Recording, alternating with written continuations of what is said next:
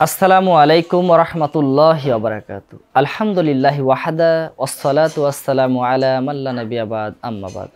আলহামদুলিল্লাহ, আজকে আমরা যে বিষয়ে আলোচনা করব সেটি হচ্ছে শাওয়াল মাসের নফল সিয়াম সম্পর্কে। প্রতিটি মাসে কম বেশি গুরুত্বপূর্ণ নফল সিয়াম থাকে, তবে এক একটি নফল সিয়ামের মান, মর্যাদা, গুরুত্ব, সওয়াব এক এক রকম। প্রতি মাসে 13, 14, 15 চন্দ্র তারিখ অর্থাৎ প্রতি মাসে 3টি করে সিয়াম, প্রত্যেক সপ্তাহে 2টি সিয়াম, সোমবার ও বৃহস্পতিবার এই 2টি সিয়াম।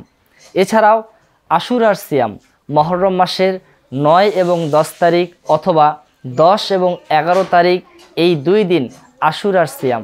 এছাড়াও পবিত্র হজ্জের দিন আরাফার সিয়াম।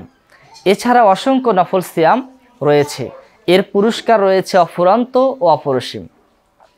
রাসূল সাল্লাল্লাহু আলাইহি ওয়াসাল্লাম বলেন, কোনো ব্যক্তি যদি আশুরার 2টি সিয়াম পালন করে তার পূর্বের 1 বছরের সাগিরা গুনাহের কাফফারা হবে। সুবহানাল্লাহ।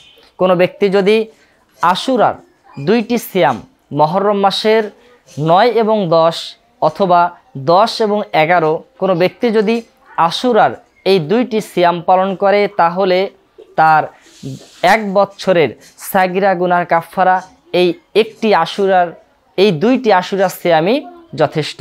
সহিহ মুসলিম হাদিস নাম্বার 1162 নাম্বার হাদিস।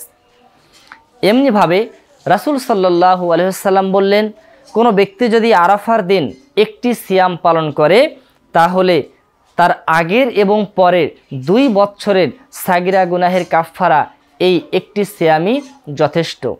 কাজেই কোনো ব্যক্তি যদি আরাফার দিন 1টি সিয়াম পালন করে তাহলে আগের এবং পরের তার জীবনের 2 বছরের সাগিরা গুনাহের কাফফারা আরাফার 1টি সিয়ামই যথেষ্ট। তবে রমাদানের পরবর্তী শাওয়াল মাসের 6টি সিয়ামের গুরুত্ব ও ফজিলত এসবের চেয়ে অনেক গুণ বেশি।